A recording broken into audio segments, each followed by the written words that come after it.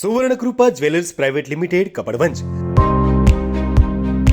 આપના સુપ્રસંગોને યાદગાર બનાવવા નવીન ડિઝાઇન વિશાળ શ્રેણી સાથે ઓછી મજૂરી અને પ્રમાણિત ઘરેણાં ખરીદવા માટે સોના ચાંદીનો અદ્યતન શોરૂમ આપની એક વારની મુલાકાત કાયમી સંભાળનું બની રહેશે।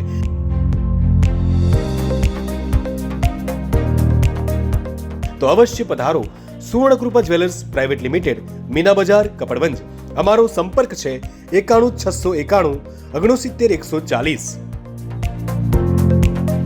યુવા કોમ્યુનિટી ગ્રુપ દ્વારા સાઠંબા ખાતે મંત્રી ભીખુસિંહ અને ધારાસભ્ય ધવલસિંહની ઉપસ્થિતિમાં પુસ્તકાલય ખુલ્લું મુકાયું। સાઠંબાના કરુણાસાગર કોમ્પ્લેક્સ ખાતે મંત્રી ભીખુસિંહ પરમાર અને ધારાસભ્ય ધવલસિંહની ઉપસ્થિતિમાં યુવા કોમ્યુનિટી ગ્રુપ પ્રોત્સાહિત પુસ્તકાલયનું જન્માષ્ટમીના પવિત્ર દિવસે મંત્રીના હસ્તે રિબિન કાપી લોકાર્પણ કરવામાં આવ્યું હતું।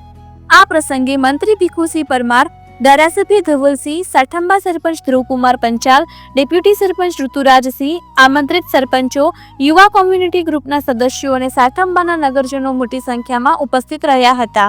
ધારાસભ્ય ધવલસિંહ ઝાલાનો જન્મદિવસ હોવાથી યુવા કોમ્યુનિટી ગ્રુપ દ્વારા કેક કાપી ધારાસભ્યને જન્મદિવસની શુભકામનાઓ પાઠવવામાં આવી હતી।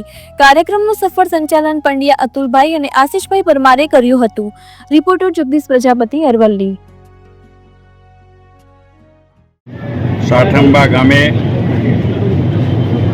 વાલ્મીકી સમાજના યુવાનો દ્વારા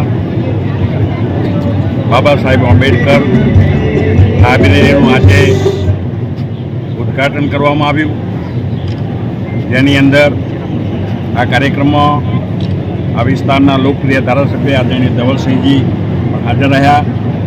આ ગામના નવનિયુક્ત સરપંચ ભાઈ ધ્રુવભાઈ પણ હાજર હતા। બીજા પદાધિકારીઓ, સરપંચીઓ પણ ખૂબ મોટી સંખ્યામાં હાજર રહ્યા। સાથે સાથે આ ગામના યુવાનો, વડીલો અને માતા બહેનો પણ ઉપસ્થિત રહી અને આ કાર્યક્રમને સફળ બનાવ્યો છે। આ લાઇબ્રેરીથી ગરીબ વર્ગના અને મધ્યમ વર્ગના બાળકોને જે શિક્ષણની જે વાત છે એ આ પુસ્તકોથી એમને શિક્ષણ મળશે અને તેઓ એમનું આગામી એમનું ભવિષ્ય આનાથી બનાવશે।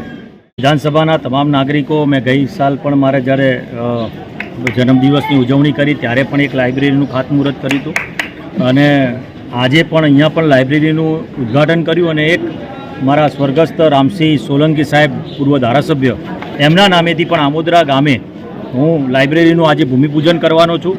તમામ યુવાનોને વિનંતી કરું છું, મારા વિસ્તારના અને અરવલ્લી જિલ્લાના અને આજુબાજુના તમામ વિસ્તારના યુવાનોને, કે કોમ્પિટિટિવ એક્ઝામની તૈયારીઓ કરો। આવનારા દિવસ તમારો છે અને સાચી દિશા જો કોઈ બતાવી શકે તો એ સાચી દિશા બતાવવાનું કામ એ યુવાન કરી શકે તેમ છે। શિક્ષણની સાચી દિશા તરફ જો યુવાન આગળ વધશે તો હું માનું છું વિસ્તાર, સમાજ, તાલુકો, જિલ્લો હોય કે ગુજરાત રાજ્ય કે ભારત દેશ, એનો જો વિકાસ કરવો હશે તો યુવાનોએ શિક્ષણ તરફ આગળ વધવું પડશે, તો જ રાજ્ય અને સમાજનો વિકાસ થઈ શકશે। ધ્રુવભાઈ, આજે આ કાર્યક્રમ આમંત્રણને પ્રાધાન્ય આપીને તે બદલ તેમનો ખૂબ ખૂબ આભાર।